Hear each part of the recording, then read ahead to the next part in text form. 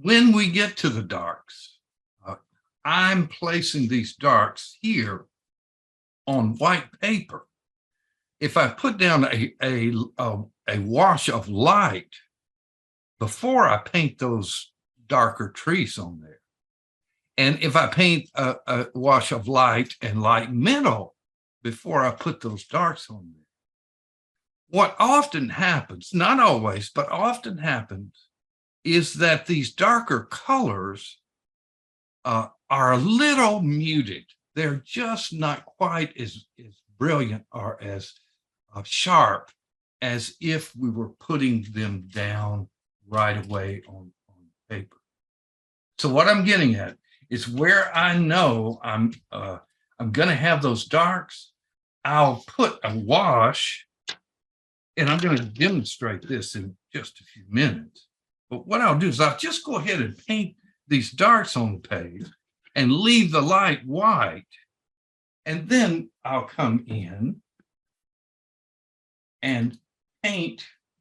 And it sometimes will blend just a little bit, but oftentimes that's a good thing. It loosens up the page. So I'll come in and then put the lighter washes around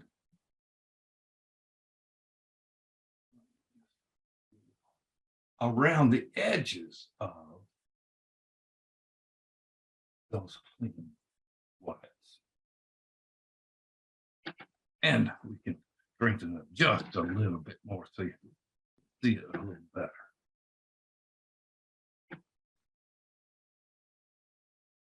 Now, and I'm almost glad this is happening.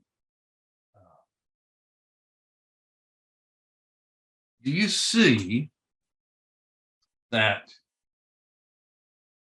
just a few areas in here, the pigment is beginning to lift up and blend just a little bit?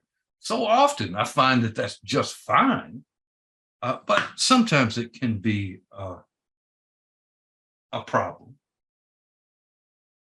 And what we can do, it needs to be dry. But what we can do is then come in, once this is dry, and it's not, then I can come in and just restate those darks just on the edge there.